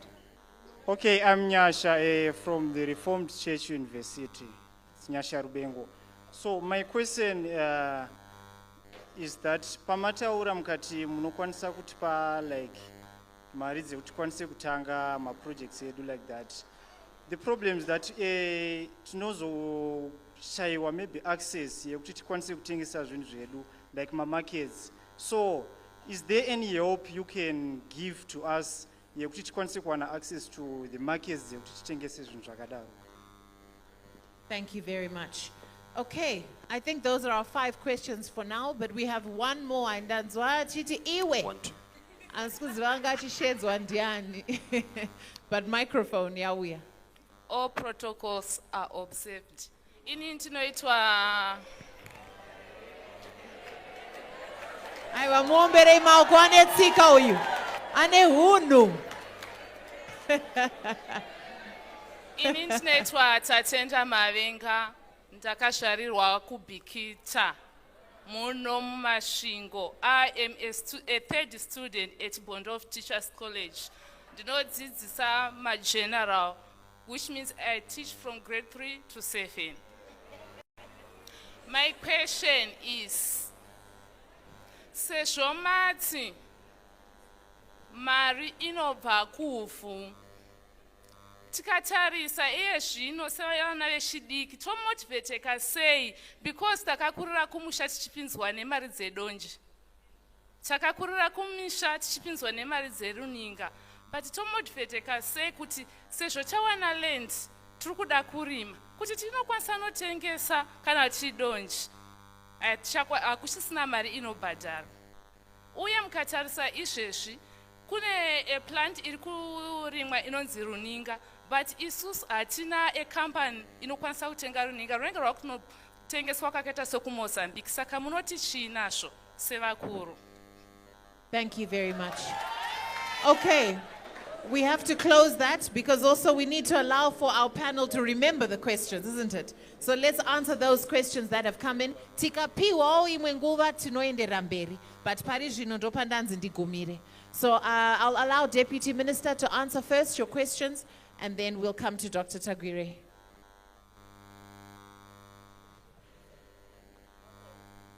Okay, thank you, Rufi. Mubvunzo wandabvunzwa nemunin'ina wangu ndewekuti kana ndanga ndakaroorwa asi ndisina marriage certificate ndinozoita sei kana tarambana. Ndoda ngotanga kutsanangura kuti muZimbabwe tine marriage akati wande anorecognizwa nemutemo sekuti vanhu vanenge vakaroorana. Asi ndoda ngoti ndingonanga newataura iye unonzi unregistered customary law marriage. Ndio kazhinji kuti vanhu vanenge vakaroorana vachitova baba naamai vakaroorana panzira dzedu dzechimagariro edu echishona umwe vozorambana pamutemo. Kana ike zvinezvi mutemo wedu unocherechedza kuti kana vanhu makaroorana nenzira iyoyo inonzi uklu, unregistered customary law marriage. Kana makaroorana nenzira iyoyo kana mukarambana kodzero dzenyu dzinongoenderana kunyangwe sezvakaita dzivanga vaine muchato. Kana mukarambana, kana muchisheya land, kana muchisheya property, kana muchigara panhu pamwe, zvinoongororwa izvozvo. Mudzimai ane kodzero yekuwanawo esheya paland iyoyo. Tine inonzi section 68 pamitemo yedu inotaura nezveadministration of estates. Inocherechedza marriages ese atinawo ekuti vanhu vakachata vane certificate yemuchato vanga vakaroorana, vanhu vachingogara vakaroorana panzira dzedu dzetsika nemagariro. Kune imwe yavako ike zvinezvi yekuti vanhu vanenge vachingogara zvavo, vachingodanana zvavo vachingogara. Ike zvinezvi hurumende yedu yakati kana mungatongogara mese, mukagara mese kwechinguva chakati rebei, muchigara semurume nemukadzi, mukaita vana, pamunoparadzana ipapo zvinotoongororwa zvekare kuti manga muchigara sei, muchiitei. Hapana anobvumidzwa kungoinda asina chaakabata. Zvinotongoongororwa kuti umwe nomwe anoenda aine chaanenge akabata. Ndinozviziva kuti dzimwe nguva zvinonetsa kupuruvha kuti ndanga ndikaroorana naye, asi kana muchingogara mese pakabviswa roora kungoti mombe dzakaenda kumba kwenyu kana kuti vekubereki vemukadzi vakapiwa $20, zvinotoreva kutoti manga makaroorana. Kana ukaintroducwa kuhama dzemurume nemuromo kungonzi ndiye mudzimai wangu wanga wakaroorwa, pamunoparadzana munosheyana zvakafanana, maita basa. Nyaya dzemarriage munodzida stereka handiti? Dr. Tagwirei, over to you for the rest of the questions. Or Minister Pane Amudautorao. Yes, I'm going to give regaiti pe Minister Bapindre Mvunzu weku one question. Maita guest of honor. Taona kuti zvinhu zvose zvinobva muland, ingava mining iri kutaurwa pano inenge ichibva muland, saka the bottom part, the base is land. Pane mubvunzo wabvunziwa nemusikana anga achibvunza nyaya yemarketing yemaproducts atinenge tichiwana. Utungamiriri hwedu hweSecond Republic hwotungamirirwa naPresident Emerson Dambudzo Mnangagwa vakaona kuti dambudziko zhinji riri kuitika nderekuti tinorima toshayiwa market.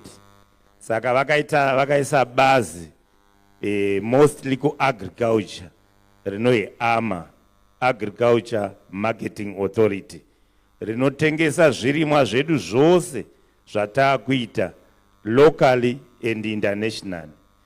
Uyezve sekuno kumasvingo vataura nezveruninga sesame kuti kunotengesewa kuMozambique. Muno masvingo maane processing plant kumwenezi inonzi sesame processing plant ine training center zvekare kukudzidzisai kurima runinga igogo nekugutengesa ipapo plant ipapo. Saka vanodzidzisa kurima votenga zvekare ipapo. Saka president wedu vakaita zvinhu zvakanaka, hapachina chirimwa chinonetsa kunge tichitengesa. Datenda. Thank you very much. One of the other things that I want to say, ndichida kungobetsera minister wedu ndeyekuti most of the things zvatinorima tinozvirima for subsistence living. We don't hatizvirimi commercially. As a result, tinofunga kuti maprice atiri kuwana they are very low. And then mari yatinowana inenge iri shoma. So what we are encouraging as we are doing our program is to commercialize everything that we are doing. So including sesame iyoyo, kana mukairima muri pa A1 farm pit patataura paya paya. Tichakubetserai kuti muwane mari nokubetserai kuti murime commercially, not kurima zve subsistence living. Then that will be a problematic for you. But I want to go through the questions. Do you support animal husbandry? Ndangopa example chete yezvimwe zvirima. Handisina time yekuti tipe zvimwewo. We support animal husbandry, we support any form of industry. Chinhu chese chandakuratidza paya we support it. We support huku, zvese tinosupport. As long as it is agriculture, we are going to find the money for you. Do you have any youth student representative? Yes, we have a Bigima Tiza Junior, DM Youth anokurepresentai pa committee pedu. Committee yedu ine ma-war veteran, committee yedu ine vanhu vemu-government, committee yedu ine ma-business people, committee yedu ine ma-lawyer, committee yedu ine opposition, ine munhu wese committee yacho. Saka tinotese vari moimo kuti titarise nyaya yacho tiri pamwe chete. Ndo zvakaitwa navamunanga because he's a constitutionalist.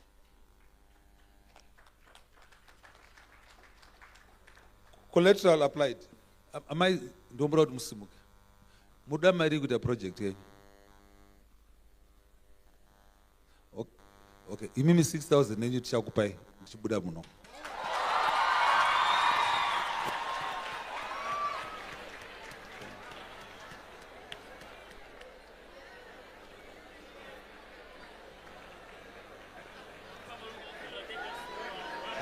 Aiwa, ndiri kuendera mberi, ndichiri kumbopindura mubvunzo.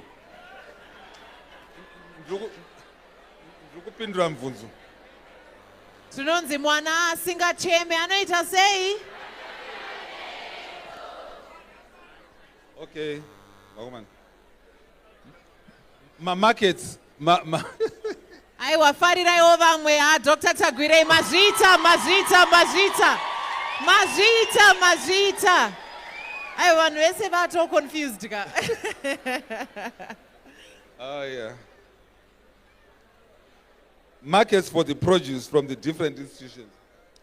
Papsoroi, my markets. I think Ngatiterere. vachadzamira vataura a very good point. Tine agricultural marketing authority iri kuita basa iroro, but isusu mukomiti medu tine committee inoita nezve financing, tine committee zvakare inoita iri kuitira nezve marketing of products. Muri kuona ma-products atiri kutaura matanzi akawandisa ezvinhu zvatoda kuita. Saka first of all ye-financing iri kunotsvaga mari kunze kwenyika yekuti tiunze mari uisapoti agriculture yedu. Ye-marketing ichanotsvaga ma-markets kunze kwenyika yekuti timakete zvirimwa zvedu. To assist agriculture marketing authority, ma-banks iye zvino anenge achibetsera kumaketa ma-products edu. Zvekuti vanhu vamunotora zvikwereti kwavari, kwamuchanotora zvikwereti kuya, it will be one of their responsibility to make sure that they find a market for your products. Shange zvichikubetsera izvozvo. Ma-prices ema-commodities ndataura point iyi. Ma-prices anodeterminwa ne-supply and demand. Saka semurimi akadzidza ane njere, tine dambudziko ratoita, just give me a moment. Tine dambudziko nokuti isusu sevanhu amene kuti takapiwa chii chinoita kuti toda kutevera vamwe vanhu, not to lead others. Saka zvinhu zvatinorima generally zvinhu zvataona mumwe munhu achirima, hatizvizivi kuti zvine value here, ende tikarima zvakawanda impact yacho ichadzikisa maprice. So because we are getting educated, it must also allow us a little bit to think. Kuti zvinhu zvandoda kurima izvi zvine market here, zvichandipa value ipi, ende mari yandiri kuda kuti ndizvirime imari. Zvimwe zvacho zvinodhurisa, saka una mari yacho zvinorima zvaunokwanisa. Zvimwe zvacho zvine market, maprice anoramba achiti up and down. Saka unofanira kurima zvimwe, ndo inonzi risk assessment. Unotaura kuti zvimwe zvine markets anofamba up and down, but sometimes maprice anenge ari high, mari low. Unofanira kurima zvimwe zvine maprice ari consistent. Zvinhu zvakarasa nechibagwe, handi price yacho is more or less given, and government supports it, but profit yacho chii ishoma. So we must have that balance. Kana uchinge uri murimi akangwara. Ene tiri kufunga kuti zvino munenge muchidzidza, but by the time chasvika 2050 munenge madzidza zvokuti munenge maa perfect. Ndiri kutaura nemi nokuti imi munenge muchiripo, vamwe vanenge vasisipo, sa vachadzamira. Thank you very much, Dr. Tagwirei. Thank you. I think at that point we have come to the end of our second round of questions, and I know you gave me a time, so we must honor that. I think you have been gracious enough to give us as much time as possible. Nyasha, where are you? You're there on the stage, that's fine. I think we want to now we want to move forward with our program, but I must remind all of you, when you came in, if you did not receive one of these pamphlets, please make sure you get one when you go out. They've been put together by the Land Tenure Committee. They have basically outlined what they're doing to implement all these programs. It's a summary. There'll also be information about their website, their contact details, where you can find them. There's also another leaflet in there about the benefits of the freehold land tenure title deeds. It's a benefit. We must always understand what our colonizers did. They came here, they took land, took title, and now we are trying to normalize and regulate things for our people. It's a process and it's going to take time. But we support and we thank those that are putting work into it and working tirelessly under the vision of President Dr. Edi Mnangagwa to realize vision and ownership for us as indigenous people of Zimbabwe. I'd like to hand the program back over to Nyasha. Your capable hands are waiting. Thank you.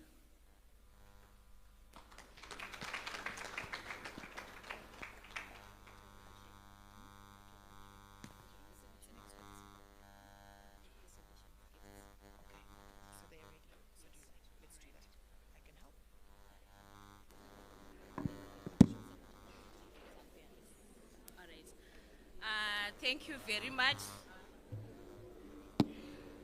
So right now, Honorable Guest of Honor, todakungo kutendai ne delegation yenyu yamauya nayo today to grace this occasion, and we are very happy kuti program iyi yatangira pamasvingo, but isikugumira panapa sezvamanzwa zvichitaurwa na Honorable Guest of Honor. Vati vachange vachifamba ne-Young Women for Economic Development in all tertiary institutions, implementing this very program yatatanga kuita pano paMasvingo province. Ngativauchirire maoko tichitenda naizvozvo. So as Young Women for Economic Development, Honorable Guest of Honor, tangogadziro a small token of appreciation yekungo kutenda ine presence yenyu kuno kuMasvingo province, together with your delegation and everyone anga ari papanel yedu.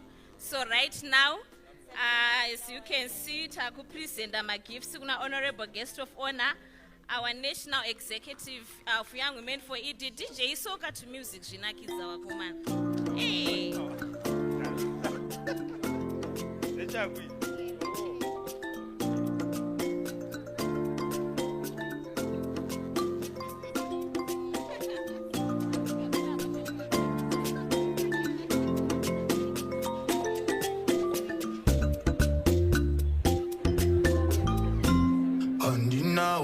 Mukadzi wangu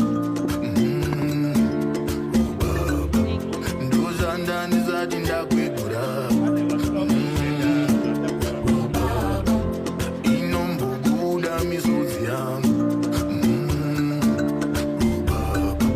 kora mangwana remhuri yangu jara jara muno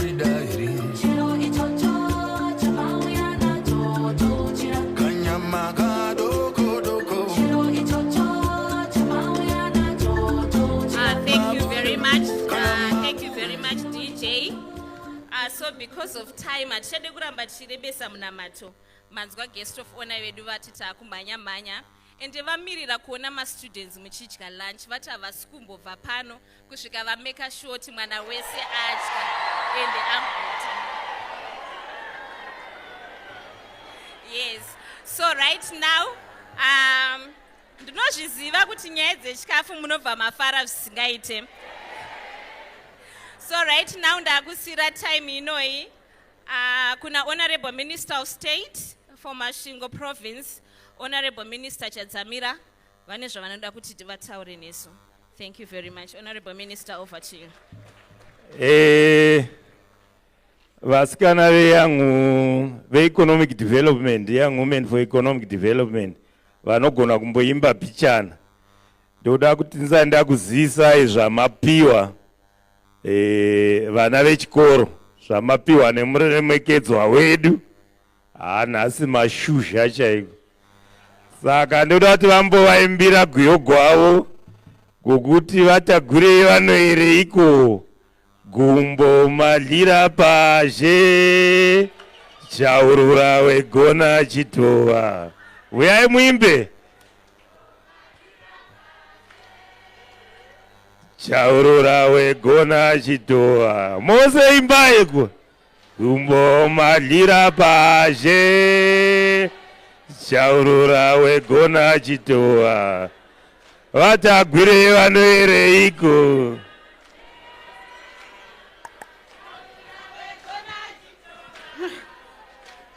Gumbo magira pazhe chaurura wegona chitova. Gumbo magira pazhe ndiyo chaurura wegona chitova. Iyo chaurura wegona chitova.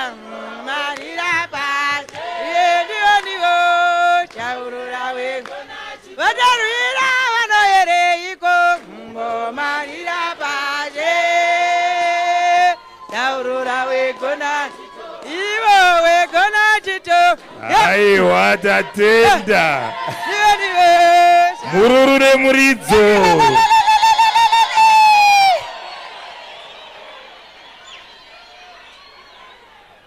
Vana madlira vanodlira pazhe kuti vaya vanopfuura vauye vabetsegwewo. Uye ruoko gwavo gwakareba. Saka Mwari anopa vanopa kuti vagowana chekupa. Onyima vaya vanonyima kuti vashayiwe chekunyima. Saka ava vanopa vachiwana, ndosaka vachiwana. Vana vechikoro mose ma-tertiary institutions edu ari 7 auya pano. Every institution iri kupuwa ma-scholarship 20.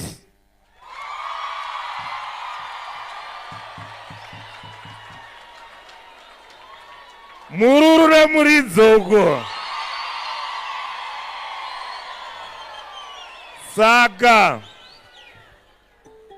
ve-young women for ED, for economic development, vachishanda nema-principals ema-universities edu, ndo vachaona kuti vana vanotambudzika zvekushayiwa school fees ndevapi vagobetsegwa vagoendawo kuchikoro.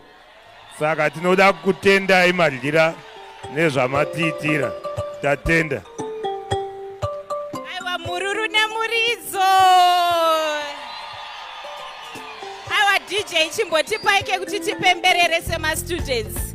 Aiwa taitirwa zvakanaka, ngatisimukei titambe tichingotenda zvinhu zvataitirwa. Tinoda kutenda honorable guest of honor vedu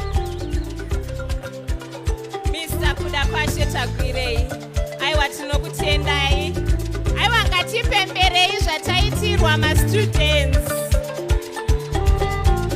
20 ma-scholarships per every institution. Aiwa tinokutendai chef. Tinokwanisa kutora zvigaro zvedu. Wona ndaida kuti mundinzwe, aiwa mundinzwe. Wona ndibude mudendere. Thank you very much. aiwa ndikuziziva kuti mufaro wacho wakanyanyisa, but pari zvino tanga tichingokumbirawo kuti tingonyarara so that we move to the next item on our program. Anditi panguva inoi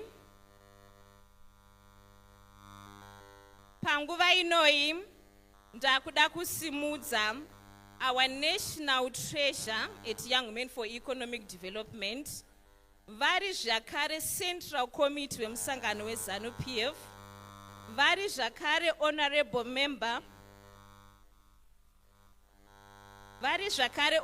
member of Parliament Women's Quota for Harare Metropolitan Province, Honorable Masvingo, vatitire vote of thanks.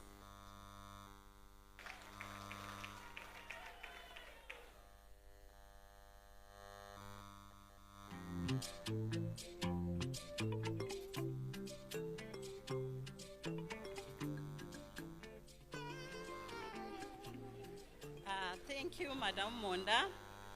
Pamsore, our State Minister, Vachadzamira, Pamsore, our guest of honor, and your business corporates, Pamsore Chairman, Wedwe Province, Netimrenyere Province, Pamsore, our principal, Varipano, Pamsore, our commissioner, Pamsoroi, Mambo, Wedwe and Jumbo Ino.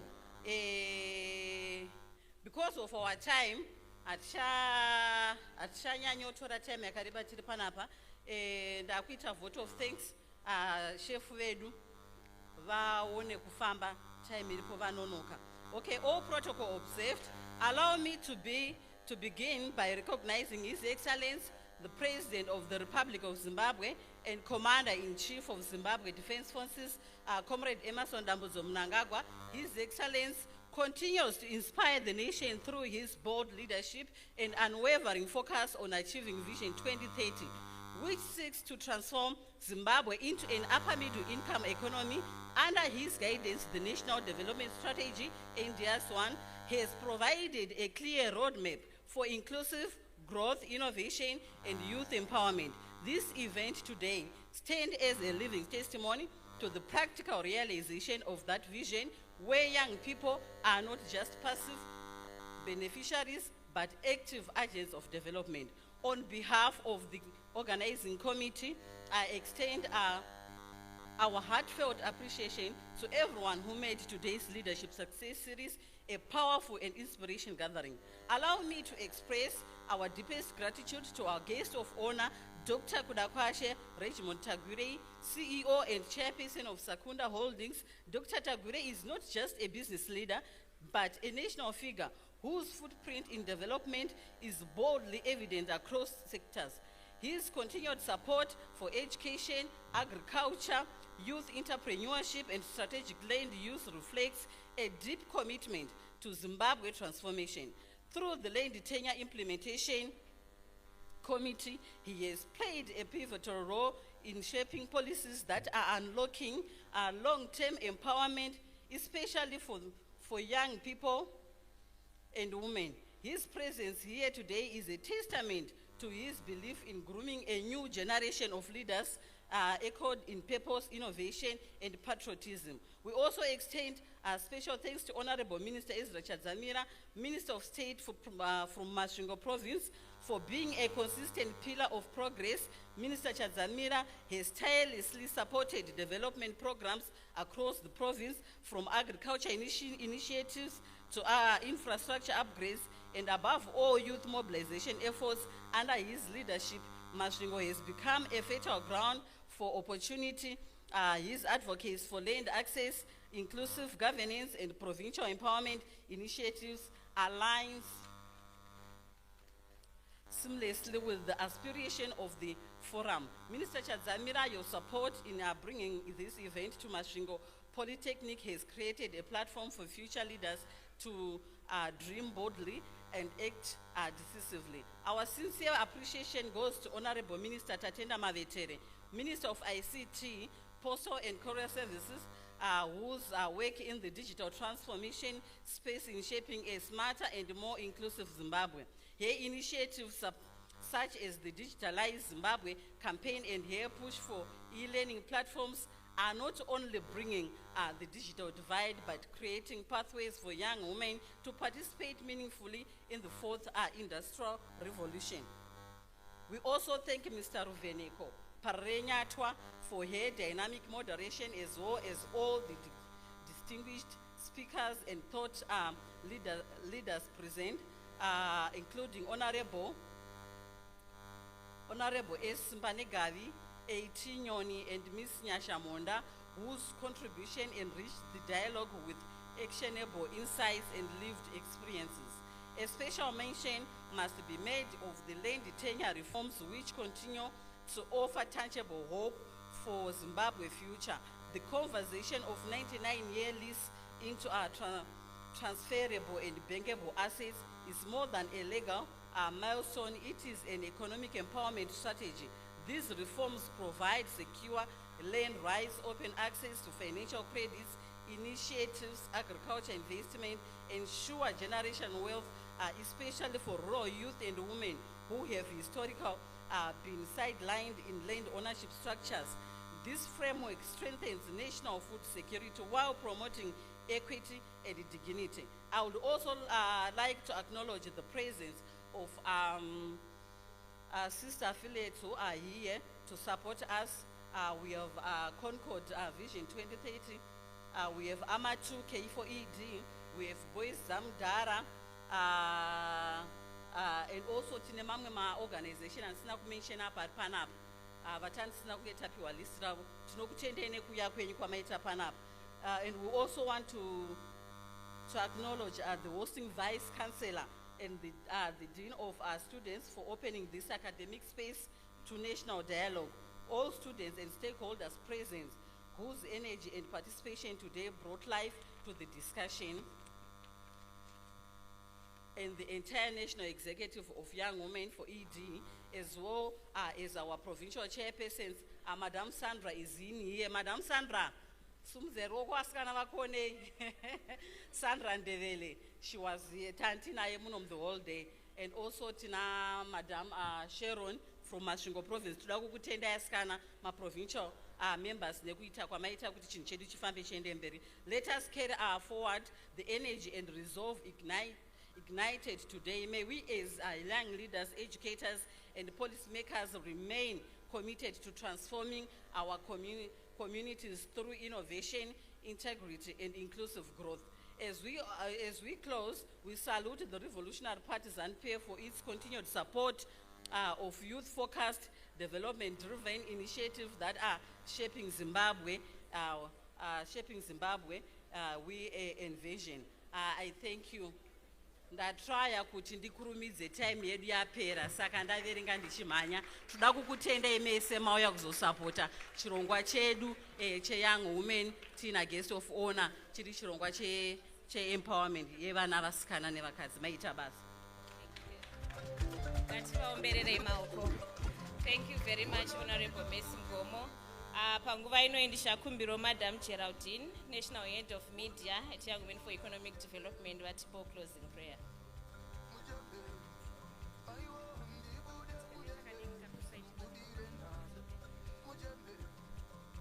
Ngativavomberere maoko vachiuya.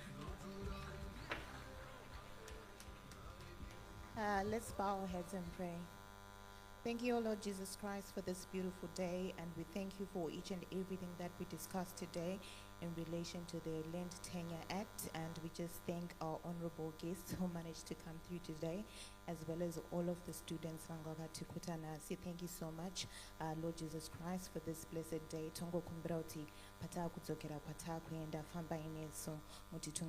Thank you so much, Lord, for this beautiful day. Amen. Thank you very much. Program yedu yapera, but ndokumbirwa mese murambe makagara pasi.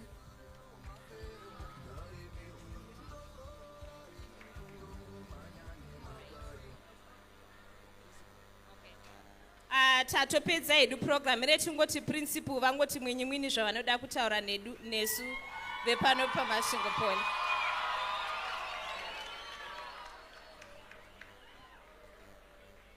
Regai nditange nekuti all protocols observed. Chandangosumukira pano ndechekuda kutenda guest of honor. Masvingo Poly yapuwa makombiyuta 20. Nokuti tahosta rimwe chete richiita about 5,000. Saka toda tine mufaro mukuru tatenda zvikuru guest of honor. Thank you very much. Aiwa tinozvitenda. Saka tinoda kuti tese tirambe takagara pasi anditi guest of honor vedu nedelegation iri kunoku ndo vanotanga kubuda. Then sisi tichizotera kumashure. Aiwa ngatirakidzei kuvafarira.